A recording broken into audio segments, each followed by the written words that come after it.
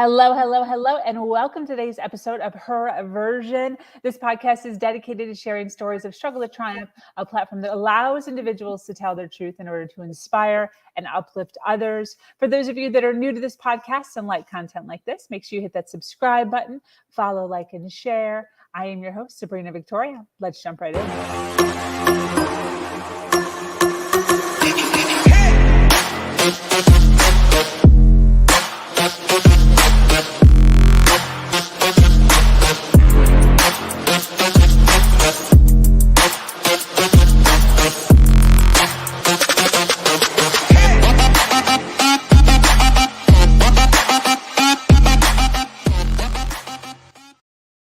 Hello, and thank you for joining us today for this episode of Her Version. The Her Version platform is built on storytelling and the understanding that many times our greatest learning experiences come from listening to other people's stories. Today, I'm speaking with an amazing woman named Donna Ashton.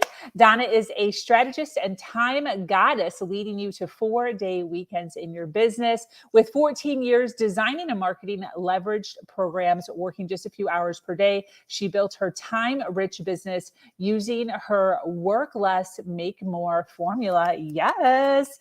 And has helped hundreds of experts make impact, allow time for family, travel, and to work less. Her mission is to free overworked business owners to do what they love when they want to give them back the one thing that they can't buy, time. Welcome, Donna. How are you? I'm doing great. Glad to be here. Thank you. Yes. Thank you so much for hanging out with me and sharing some of your journey and some of the awesome things that you're doing for your world today. So first of all, where are you from?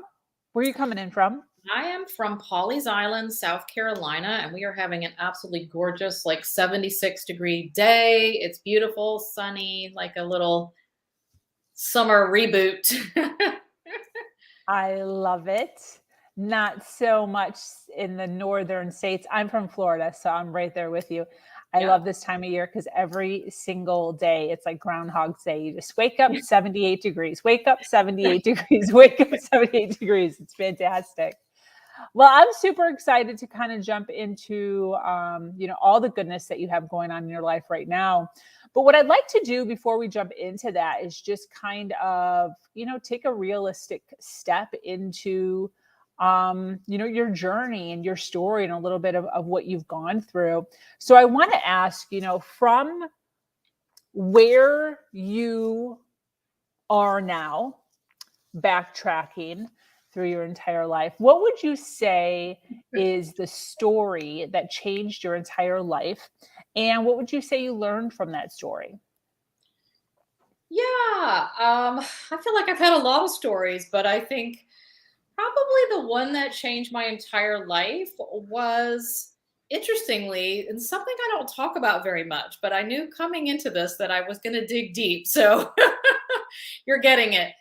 And that was some infertility issues that I had.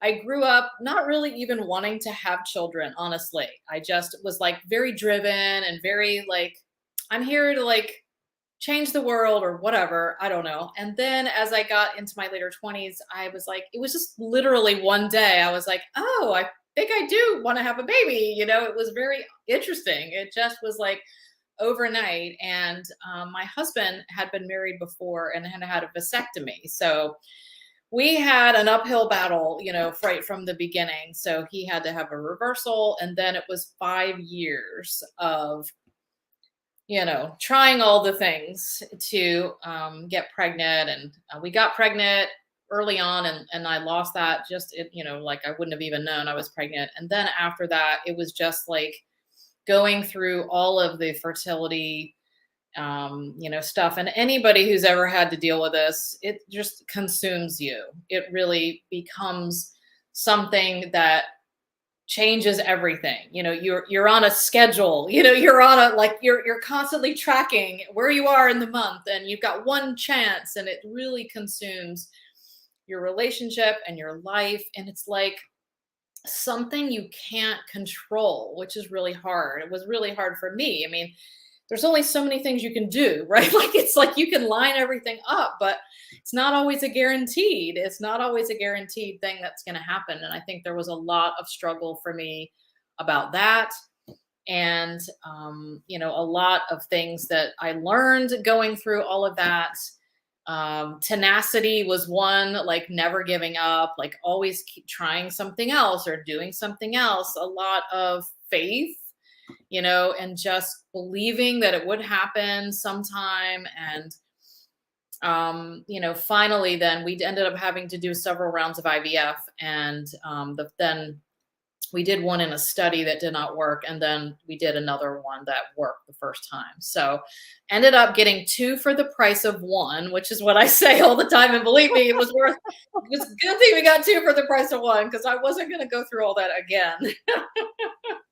Wow. But it really just changed things. It really changed things for me because, I guess when you're in the middle of all of that, and you see like a pregnant woman or, my sister who wasn't even trying to get pregnant gets pregnant. You know what I mean? It's those like, it's like a slap in the face almost, where it's like, trying to stay positive and trying to come from that place of, I know it's going to happen for me, and all of that, but it's a long time to kind of go through. And it's a lot of disappointment and roller coaster, up and downs, and drugs, which make you kind of crazy. I remember telling my husband, honey, I'll see you in a few weeks. But it all happened, and we ended up with twins, which was amazing, twin girls. And I feel like what happened after that was like, because they finally got here and I had waited so long, it was like, and this was going to be the only shot I had, at least that was my thought at the time, was like, I have to do it right from the beginning. Like I was so like, I put 100%, into the raising of the kids. We had already talked about me staying home for a while, or, to raise them. And that was like great opportunity that I could do that. And I didn't have to like leave or whatever, go back to work. So the first few years, I mean, I literally was like making their organic baby food, everything had to be like the most healthy, the best, like not the best, like as far as like buying the most expensive thing, but just trying to be the best person I could be. I read every, parenting book and pregnancy thing. And I was on 10 weeks of bed rest. So that gave me a lot of time to read while I was having them. But I think as I was going through like raising them and everything, I discovered that I wanted to homeschool too. And there was reasons behind that. And I was like, I'm giving them everything. And into those homeschooling years is when I started my first business. Well, not my first business, but my first real business. Let's just say I tried to do some things before, but I feel like, this was my first real business, and I didn't have a lot of time. I was homeschooling 2 7-year-olds, and I decided let's start a business because I have lots of time. But, by that time I was like, I need something else to stimulate my brain. Yeah. And I created a homeschool coaching business. So it was like this thing that we were doing anyway, but now I was also helping other moms like do it. So it fit really good. But what I did, and now looking back, I didn't have time to have like one-to-one clients. I didn't have time to do the traditional way that you do a coaching business, right? I really jumped right into the one-to-many model. And we can talk about this more. And I think that is why I started going back, like, why did I really jump into never really having a business where I was working so many hours and having that? And I think this is why. It was like I had time for my kids. They were the number one priority. And then I had this little window of time that I could dedicate to like working on my business, an hour or two here or there when they went to bed or on a Saturday morning or when my husband was watching them. So I really came from that place. And I feel like that whole experience sort of shifted the way I looked at time and the way and priorities, like how I wanted to do things, because suddenly they were my focus, and I just wanted to give everything I could to them, and not, be somebody who wouldn't be there for them if they need me. I wanted to be there, the mom at home and all of that. And I think it was because of that struggle of so long trying to get them. First, I didn't want them, then I wanted them. So yeah, I always tell them, like, don't ever think you weren't wanted because you definitely were. So that's, I think, was sort of a real shift. And, I had my kids when I was 33. So I started, my late 20s, and there was that sort of shift from myself maybe to kind of moving to them. But I still feel like I do put myself, first in many ways. I've never been one of those. I'm not a super self-sacrificer, though I will give everything I can to my kids. So I still feel like they all still call me the queen, and I still feel like that's my role in the household. But they're older now, in college, so things have changed. But they've gotten to see me, build a business the whole time they were growing up, and see some different options for running a business or just having a career versus, just a typical corporate job or whatever. So. Yeah. Was there a point in your life where you did feel, I'm asking this because I'm sure because this is the industry that you're in, that there's so many people that are in this constant state of overwhelm and of stress. Yeah. Did you hit that peak, or did you never hit that? Well, I think in many, and maybe not in the traditional business size type way, but I think, yeah, just raising those kids, homeschooling, running a business, even though I wasn't working on the business so many hours, I think there was, many times there where it was stressful, where I was sort of maxed out. In fact, I was like, that's it, I'm hiring someone. And I hired this, she was in college, and then she took a semester off, and she lived in our neighborhood, and I had met her at our little homeschool co-op. And I was like, can you come over 2 days a week? She would come over from 1 to 3, 2 days a week. And, she was 20, 21. So I felt like she could handle 2 8-year-olds or whatever at the time. And I remember paying her out of my business money, because I was like, okay, I've got to pay for this girl. And so now I've got to sit and get work done, right? It's going to come from my, my business. So I had to make sure that I didn't just, sit around doing nothing. I had to focus on that time. So I tried to, when things would get kind of crazy for me, I guess, I don't know, as I don't know if you're familiar with the human design, but as a projector, I think I've always been a person that will, when I get to a wall, I will always find an easier way, a shortcut way. It's something I've always done my whole life, even as a kid.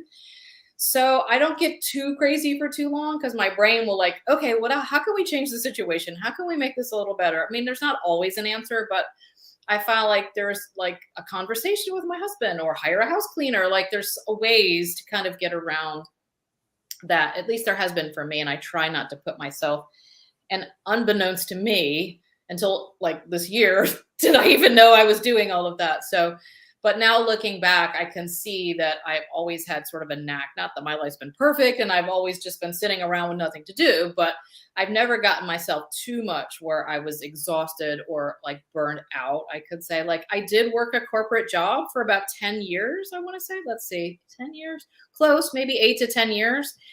And I hated it. I can tell you that. I did not like it. I remember we moved, and that was one reason I was really excited to move, because I knew once we moved from Charlotte down here to Pawleys Island, I wasn't going to have to go to that job. And I talked them into letting me be their first telecommuter. This was back in 98, right?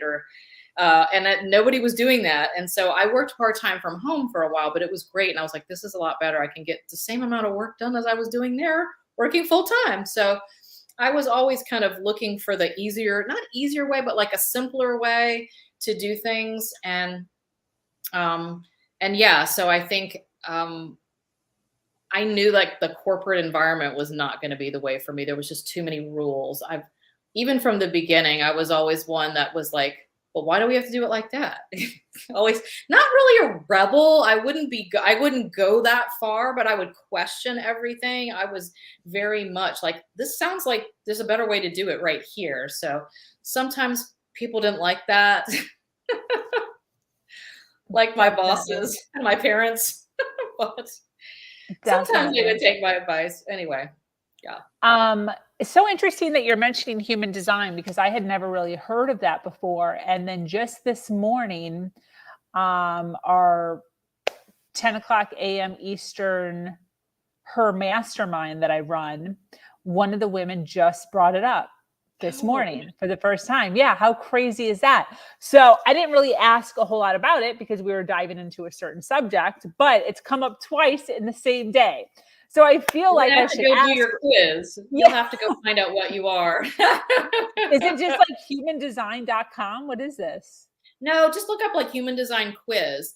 But what you'll find, and what I have found, literally, I found this in January, so I know like this much of it. Okay. But I know that most of the world are generators and manifesting generators. Like probably 85% of the world are these manifesting and generators, which means they're like built to go, go, go, go, go. And then like 17% of the world are like projectors, which is me.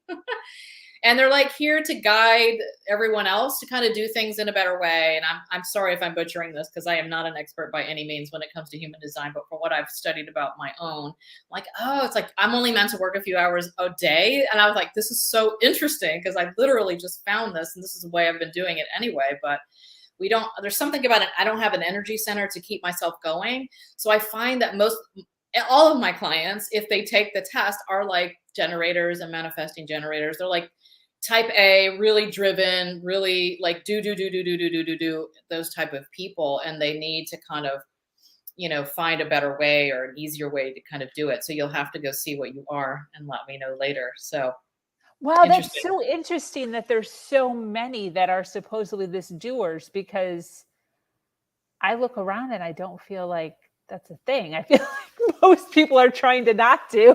So that's interesting. Well, I think, I think there is that. And like I said, I'm not the right person to really talk about that, but I think the instinct is there, and it doesn't mean you have to do all the time. I mean, you can still bring in, but I think it's like you have to make room for that versus it's a natural thing that you're going to do. You know what I mean? Like for me, I didn't know anything about human design until this year, but I've spent my life, as I look through it, in fact, they say most of the time projectors are living a generator life because the world is set up for generators, working from 9 to 5, going to school all day, working 5 days a week and having 2 days off. Like that's meant for generators to get work done.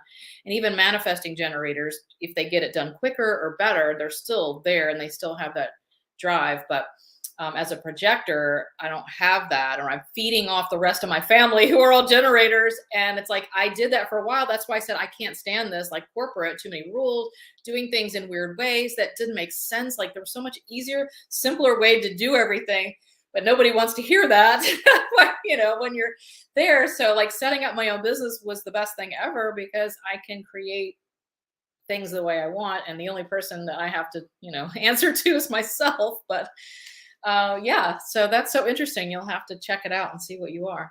Yeah, totally going to check that out. Thank you for reminding me on that. I want to ask though, because I know in the opening we were talking about the 4-day weekend, and I found this so interesting during our first conversation for obvious reasons. I know that there's the 4-hour work week. By Tim Ferriss, which I did read maybe like a third. That's a big book.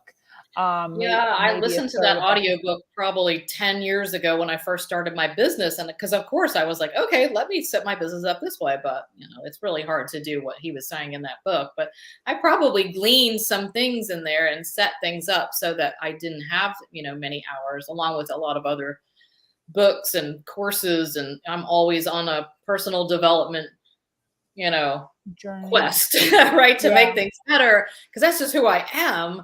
now I just found out, right, recently that is really my mission here, is to kind of make things simpler, find a better way, find an easier way, simplify things. And so no wonder I'm always like looking outside, finding what could work better and different ways. But one thing I started saying when I was talking about working less was like, I really started like 3-day weekends. And then a lot of people were like, oh, I already take Fridays off. So I was like, oh, okay.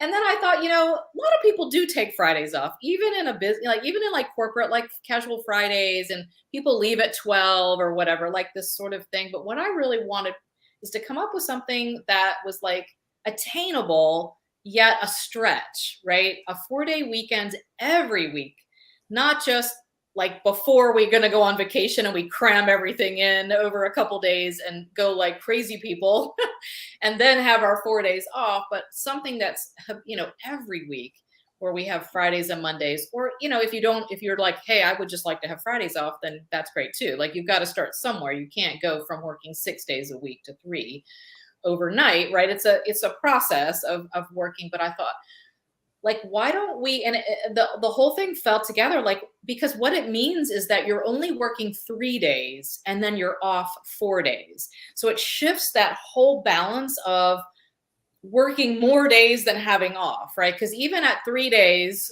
3-day weekends, you still got 4 days a week that you're supposed to work, right? Yeah. So I'm like, I want to tilt that balance over to like working way less and having more time off instead of equal time or whatever. Like, why can't we have fun? It's not to say we can't do impactful things on that time off, right? It doesn't mean you're just sitting by the beach drinking margaritas the whole time, though. If you want to, great.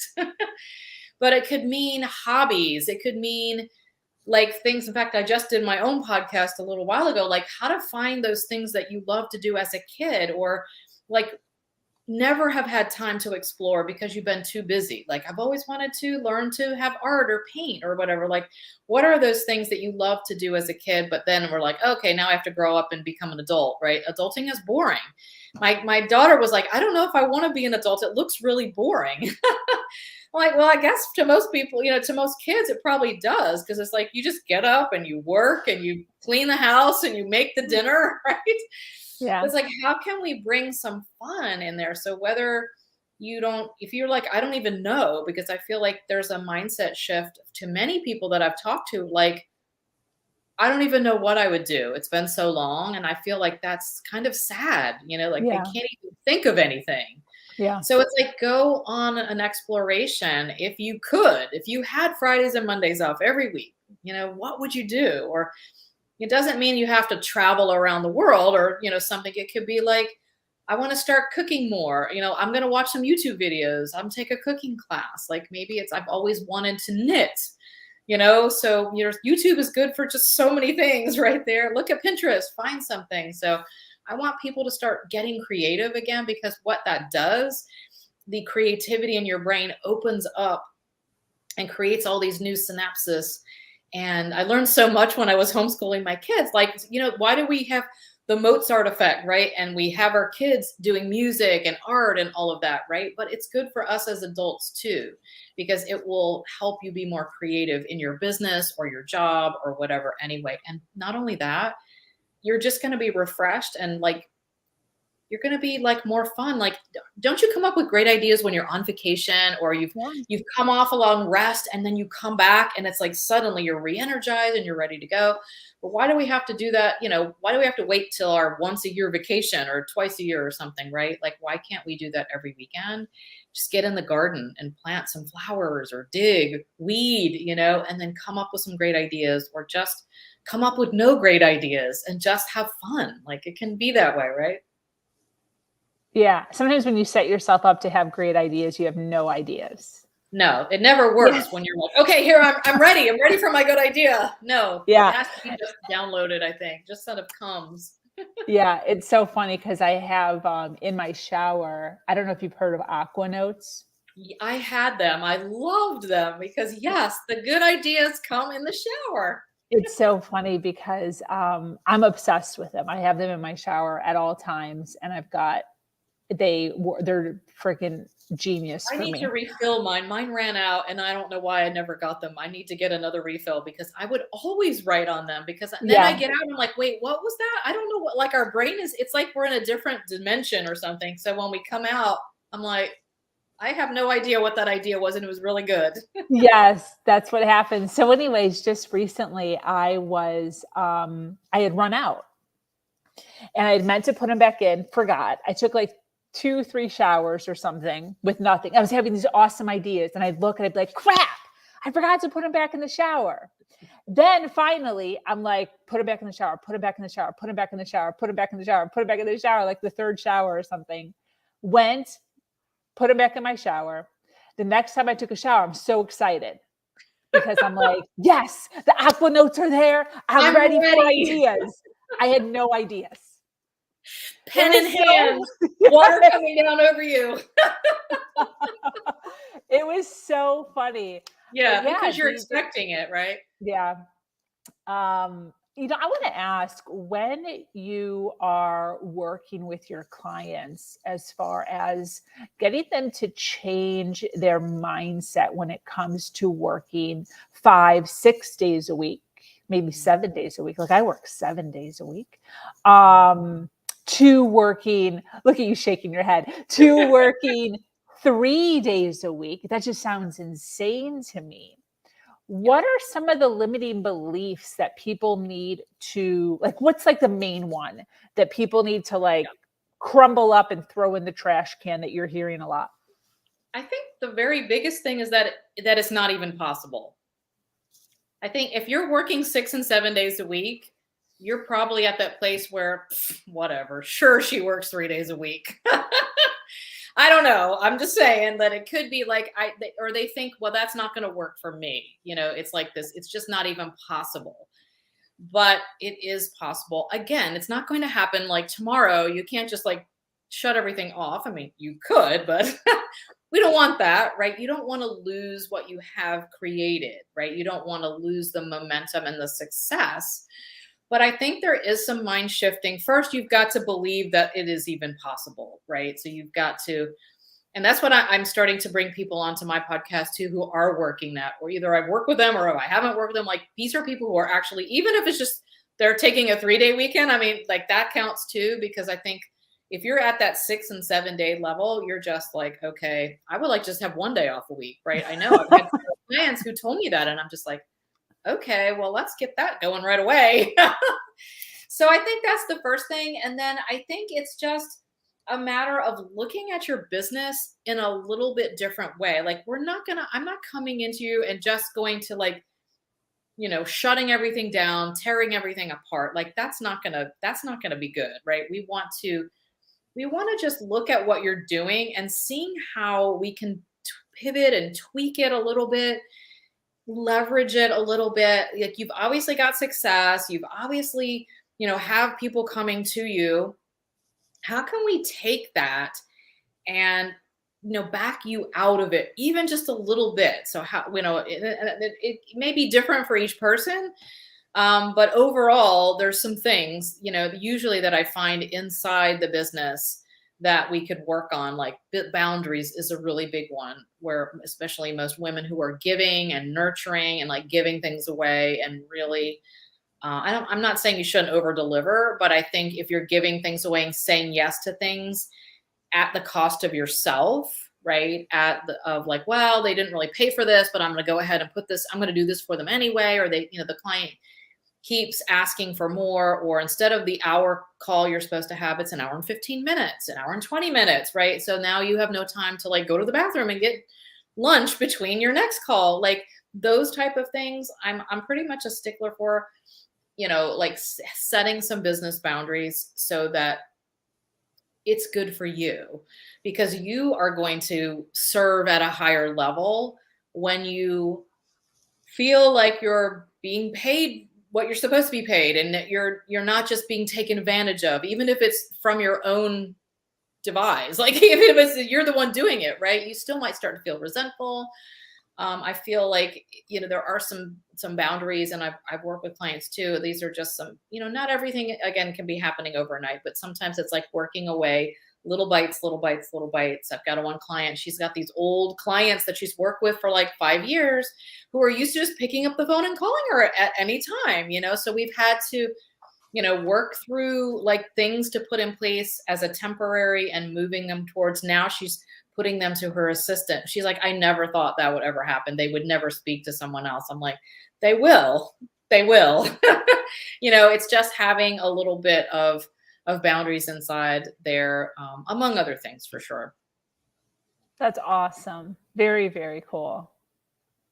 When you think about your life, what would you say is the number one lesson that you've learned? Number one lesson.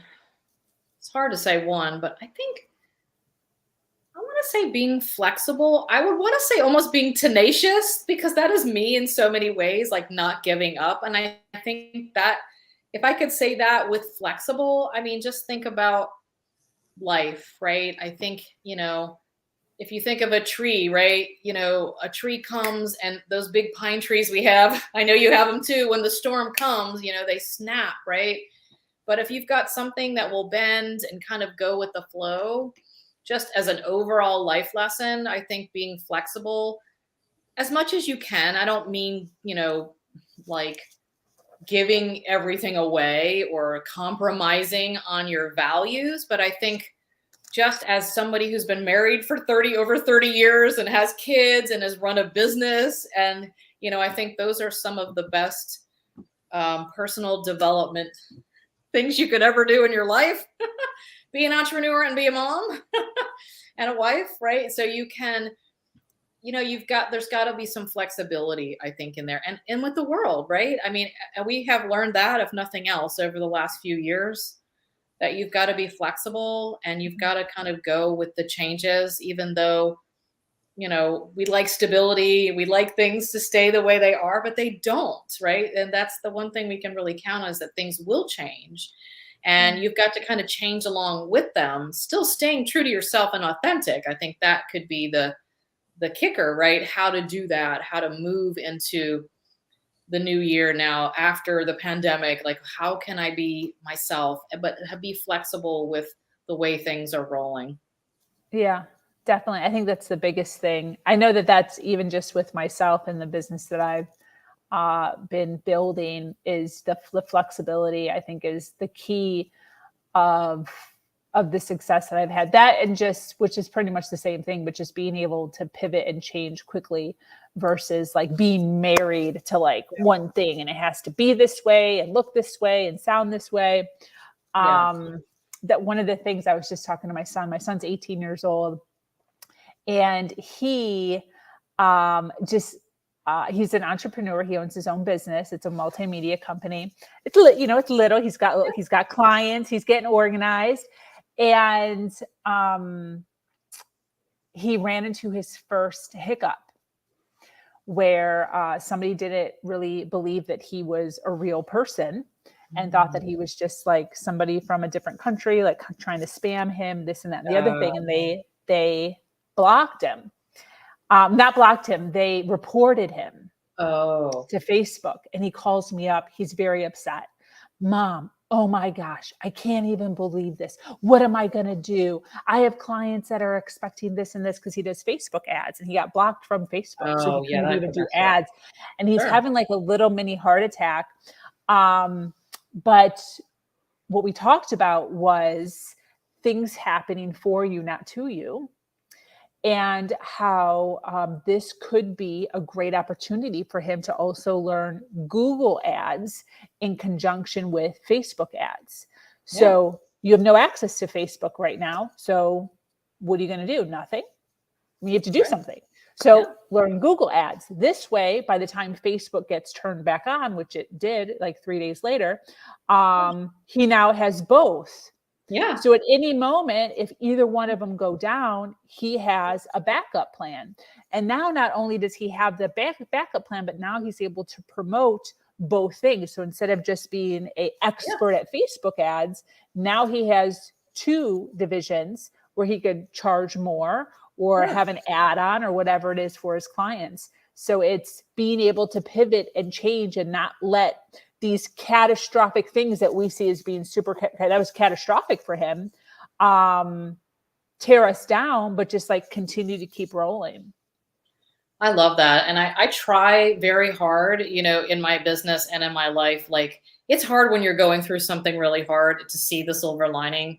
But every time I've come out, now I like in 2021, I say I basically imploded my business. Like, it was just, I had been teaching how to do courses and create online courses for like 6-7 years, and it was going well. And then suddenly, I'm like, 2020 was my biggest year ever. Like, everyone was coming online because they didn't have a choice, right? They had to get it. So things were going great. And then in 2021, it was just like, I'm just not feeling this. I don't know what's happening. You know, at first I was blaming like the economy and people, and now everybody think they know how to do courses because they're online. But really, there was just more that I had to teach. This whole 4-day weekends thing was inside me, and I wasn't teaching it. And even though I had someone tell me several times over the year, why don't you start teaching some of the other things that you do? I'm like, I'm not doing anything else. I don't know what you're talking about. And it was this huge fight against myself and my business, unfortunately, you know, that sort of like got to the point where I was like, I just sort of turned things off at the end of last year. And I'm like, I don't know what I'm going to do. Maybe I can't do this. You know, all this years I've been having an online business since 2010. Like, what's happening here? And then, or even before. So I was just like, but now I see that I needed to go through that, because if I didn't, I would just be teaching courses. Not that that's a bad thing, but I feel like this 4-day weekends is such a bigger thing, right? It's a much bigger, it's the mission behind why I was teaching the courses. This is what I really want for people, not just having a course. Sure, I'll help you do that. But it's like, there's something so much more. So if I didn't have that, if I hadn't gone through that, I call it my dark night of the soul, but it was more like months of going through that and then coming out in January and starting to like, and it took even the beginning of this year to kind of start like, what am I going to do with this? Like, how can I do this? But I feel like it was really like gestating a baby, for sure. It was like this time that I needed to kind of, and then even then I didn't come up with the 4-day weekends name until September. Like, this is so new. So it was something that I had been like working on this whole year. And then finally it all landed, and it felt like, oh my gosh, finally it's time now to move forward with it. So there was this time period of standing still, which I don't like to do. But now I'm like very grateful that I went through all of that, because there were a lot of lessons that I learned along the way. But, you know, it's hard when we're going through it, right? Yeah, for sure. I love that story. It totally makes sense. I totally understand. It's not all sunshines and rainbows. Yeah. And there's sometimes there is that burning desire of knowing that you're supposed to be tweaking or doing something a little bit different, but you're already so comfortable and you already have clients and you don't want to revamp everything and rebrand everything. But I totally get it. But what happens is, like, as we evolve as a person or as a coach or as a teacher, and you even said it in the beginning, you're constantly learning new things. So as you're learning new things, you're learning different ways of doing things, and you start to recognize the way that you were doing it previously isn't congruent with what you now know. Right. So then you almost become like obligated to like teach this new stuff that you now know. And if you're not following that journey, then it kind of sits kind of weird on you. That's so cool. Yeah, it's like and then when I found out about the human design, I was like, oh, this is the big mission I've been waiting for, but I never really knew what it was. I felt like, you know, teaching courses was great, and the whole work less, make more, I've been doing that for years, but like there was something bigger that I never knew. And, you know, sometimes it happens later in life, but at least for now, this is the mission. Like, there could be something 4 or 5 years from now, who knows, right? But I feel like you're right. As we level up in our spirituality or in our personal development or our whatever, right? Then it's time to go, oh, you thought it was this, but guess what? The universe had different plans, and I didn't want to go with that, but guess what? The universe said, too bad. Yeah. So you're supposed to be doing this. So, you know, it happens. Yep. It's the next step. And what it does is it actually allows for somebody else to move into that spot that you were at. So Yeah. there's somebody else that's learning course creation, for instance, that's supposed to move into that spot that you now relinquish or let go of so that you can then move into your area. I just love that. What a great story. I want to take a moment to acknowledge those watching live. Thank you so much for being here, hanging out with Donna and I, and listening to her journey and all the goodness that she's sharing. Wherever you are, if you are capable of sharing the stream, I so appreciate people who share it so that we can get into contact with other people out there that can resonate with what Donna and I are talking about today. For those of you watching on the replay, make sure you hashtag replay if you're watching it later on today or tomorrow or a week from now, so that we can send you some love and know where you are watching us at. But I want to ask Donna, we've been talking a lot about your past journey and a lot about even what you do, now.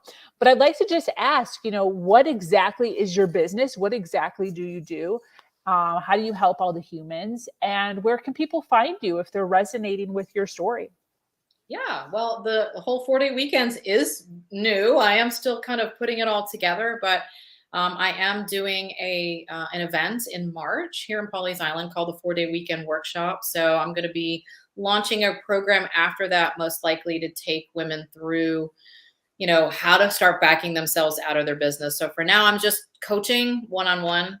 And we also do done for you courses. So before I was teaching the courses, people still want that. And I think it can still be part of, leveraging, and whether it's a coaching group, whether it's a course, or whether it's a learning library, you still have to put something together, or you just want to make another income stream. So I still have that service, and I will meet with people to help them organize that course. And then my team will do the done for you part on the back end. I mean, they have to record the stuff, but we do all the tech and all the putting it online and making sure it looks really pretty and a nice little platform and all that. So we have that. And then, you can go ahead and get me. I'm at the Work Less, Make More podcast, which I try to keep interesting and short, right? I know we got time-starved people, so I make them pretty interesting and short so you can listen. I have what I call the magical map to 4-day weekends. So if you're like, hey, I want to do 4-day weekends, how is it even possible? You can go to my website and download that freebie, or it's at donnaashton.com/magical map, and just take it. It's like a little worksheet to kind of walk you through like where you are right now. So for you, Sabrina, okay, I'm working 6 and 7 days a week. Like, what is it going to take? And I'm going to walk you through some key steps.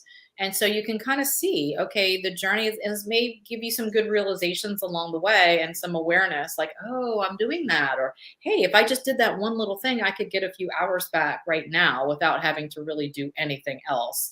So there's some really cool stuff in there so that you can it's not like you're going to turn it all around in 1 hour after taking this little thing, but you can maybe get 3 hours. Like, would that be worth it if you just had an extra 3 hours every week? I think so, right? At this point. So you can check me out there, and I'm on social, LinkedIn and Facebook.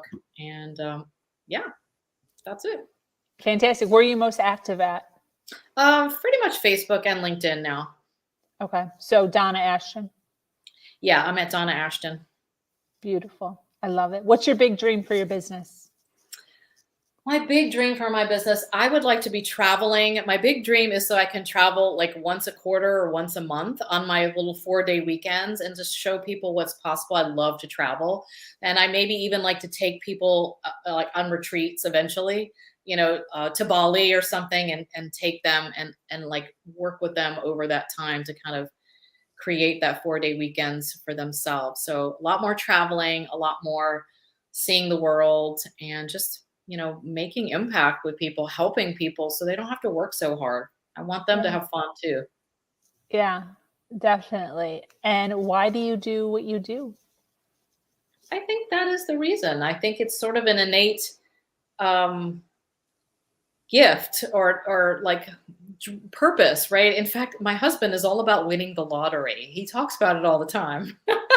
Here's a good story.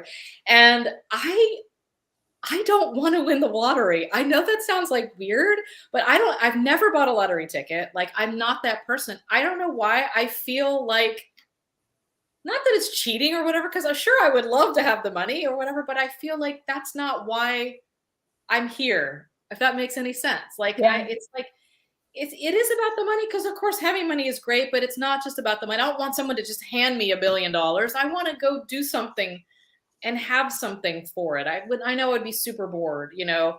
You can only travel and do something so much. And then I think if there's not that purpose behind it, Yeah. because when I was home with my kids, of course I loved having them and spending all the time, but I was still feeling this pull of like, Yeah. there's something that you're supposed to do. Like, there's something I need to do. So, yeah, the lottery story, he always rolls his eyes. I'm like, I'm not going to buy a lottery ticket. You go, because you'll have a better chance. I don't expect to win the lottery, so it's probably not going to happen for me. Yes, yes. I love that, because I'm very much like that too, as far as the journey. I think just what I'm doing and what I'm creating, and the journey that I'm creating, and the stories that I'm going to be able to tell like 10 years, 15 years, 20 years from now is like everything. Like, that's the juicy part. That's the best part, is like, holy crap, like, look at all of the crap that I had to do to get here. And then look at all the stuff that I'm doing now to get there. And I'm just so excited to share the journey. So it's like, I almost have to get to my big vision so that I can then relinquish the happiness that I know I'm going to have sharing the stories. Yeah. That's what I think is so cool. And you'll have another big journey after that too. Yes, exactly. Exactly. It is about the Well, journey, right? It's not just about, I heard somewhere it's like, if you were going on a cruise, you don't just want to get there and get right back to the port, right? You want to stop at all the islands along the way and see all the stuff. So if you just went and came around and came back around, that wouldn't be very fun, right? You want to see the things. It's hard because we want to be at that destination, but it is about the journey, because that's what makes us, that's what builds us, and that's makes us who we are, so that when we get there, we appreciate it and have that gratitude, right? yes. You know what that just reminded me of? One of the weirdest road trips, and no offense to anybody who does this whatsoever, but all the road trips that I've been on in my life up to now were always like music, snacks, crossword puzzles, jokes, like fun. And you stop at stops and you like get stuff, and places that aren't where you're from. Like fast food place like Whataburger or In-N-Out, In-N-Out Burger, whatever. Places that aren't by me. I don't know why those were all burger joints. But anyways, I was on this road trip once. I don't know how old I was, or where we were even going. But I remember distinctively thinking to myself, this is the most boring road trip I've ever been on. Nobody said anything. I was with friends, I think. I think I was with like 3 or 4 friends. We listened to music the whole time. Nobody like sang to the music. And we were just like set on going to the place. Yeah. And I distinctively remember like in my head thinking, I am bored out of my mind, number one. Number two, it was so weird because as soon as we got to the place, then everybody was like super excited for the place. Right. But like that whole journey, the hours that we drove, yes, it was so interesting to me. And I actually distinctively remember that being so odd to me, because that's part of the fun, is the ride, Yeah.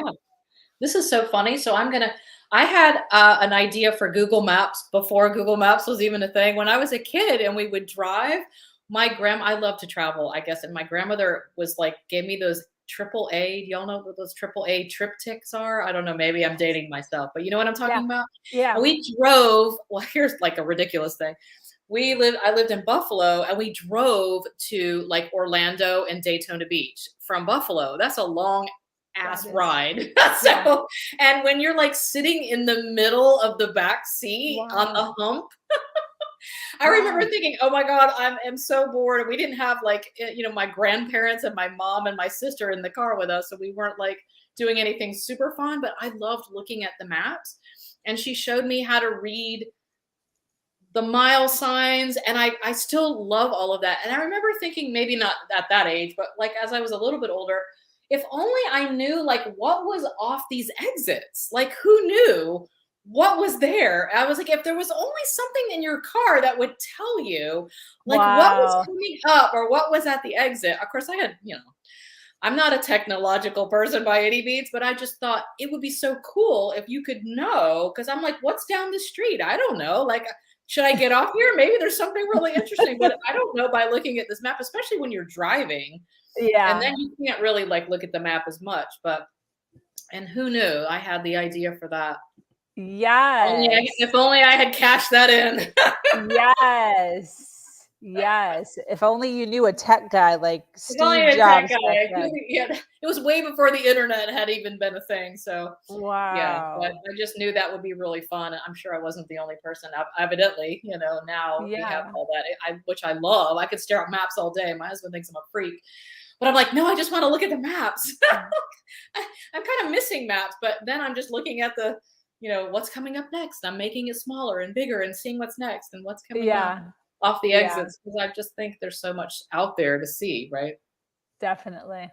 Yeah, I loved maps. I took a long time giving those up also. I feel like I knew the area of which I lived so much better when I knew the map system. Now with GPS, I've been living in Florida for so long now, and I don't really know where anything is. Like Yeah. my immediate little area, but like with when I was doing the whole map system or whatever back in the day, like I knew whole plethoras of areas just because you're constantly looking what streets are connected to what streets. Now I just know I Yeah. turn left. I think I'm it's a familiar. whole lost art, like handwriting, Yeah, right? That yeah, my kids, I'm like, do you even know how to look at this map and read a map? They're like, yeah, no, we have, Google Maps. What do I need that? Or GPS, I'm like, yeah, yeah, but what happens if that wasn't working? Or what happens if you yeah, have to go and there's always some places in the mountains, there's no GPS that doesn't work. What are you going to do? Just drive yeah. around?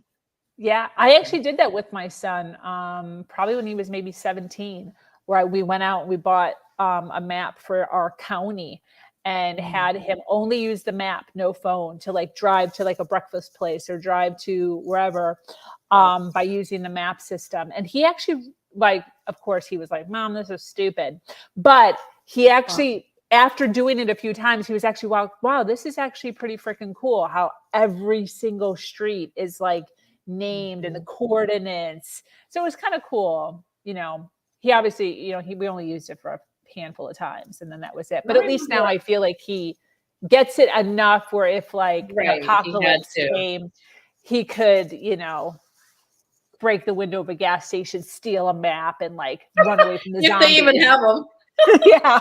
Yeah. I remember Exactly. as a homeschool, I think the girls were in third or fourth grade. I think it might have been third grade. It was like knowing your area. And I had them do an exercise where they had to tell me where we were, like how to get to a place. And I said, no matter what you say, I'm going to do it. So if you tell me to turn right, I'm going to turn right. And if you tell me to turn left, I mean, it was places they were pretty familiar with. They had to pick the place and then they had to tell me how to get there. That's It was really good. it was really fun. And it was first, because you don't pay attention. They don't pay attention, right? When they're in Yeah. the back seat playing with their animals or listening to their music or whatever they were doing. But then it was like suddenly they were like, oh, I have to, because we, like, oh no, it was back there. You're supposed to turn. So turn around now and go to the left over here. So it made them, I love that. I would have it was loved not to about do the maps, but it was about like paying attention and knowing your like spatial awareness or whatever it's called. I don't know. Like just kind of getting around your communities. And it was really fun. We didn't go too far Yes. away. I totally would have loved that. I could see that being super useful and even young kids to know where you're going, Right. just in case. Yeah, Just in just in case if case. they had to get home or, who knows, Yeah, right? You never know. They could find their way back, exactly. right? Yeah, for sure. Well, this was awesome. I so appreciate you hanging out, chilling, sharing some of your story and all of the awesome things that you're doing within your business right now. I think it's brilliant. Any closing thoughts before we wrap up? Not really. I think it just, take some time to think about, what you really want your business to be. I feel like I always use gardening because I'm such a gardener as like sort of the, metaphor, but you're the artist, you're the gardener, you decide what flowers you want to plant in your garden. And maybe there's a whole bunch of weeds right now that need to be pulled, like things that aren't serving you, things that aren't working right. There's a lot of things in your business, and you decide how you want it to look. We trade our jobs for businesses because we want flexibility and we want freedom, and then we become slaves to that, and then feel like we're stuck because we can't just quit and go find another job, right? Because it's our business. But you can back yourself out. There are things, and even little things, that can make a big difference in your business. So think about if you could wave the magic wand, this is what I say: how would your business look? How would your hours look? What would you do on your time off? Do a little fun, especially this time of the year as we're kind of closing out and you want to think about the next year. How do you want it to look? What needs to be different? And I think after the last couple of years, we're all in that place of, hey, we need a little fun. It's not all about work, work, work. It's time to value what we want, right? This is not a dress rehearsal, right? Let's make it count. And it's not just about working those extra hours and getting that extra tasks done and checking off our productivity list. I want you to really have some fun in your life. And so take a look at that, think about that, let that ruminate around in your brain and percolate a little bit. And if you want some help, you know where to find me. I love it. I love it. Well, thank you so much, Donna. If you resonated with Donna, make sure that you connect with her at donnaashton.com. She spends a lot of time on LinkedIn and Facebook under Donna Ashton. We love to connect people here on this platform in order to make sure that we all continue to rise. Thank you so much for those of you that are watching live and on the replay. This community is expanding every single day and is filled with females who are striving to do better than they did yesterday. For those of you that are new to this podcast and like content like this, make sure you hit that subscribe button, follow, like, and share. If you have an amazing story to share of struggle to triumph, be sure to reach out to me at hernation.life. I am your host, Sabrina Victoria, and I am so grateful to be here sharing a platform that allows people to share their truth and inspire others. As always,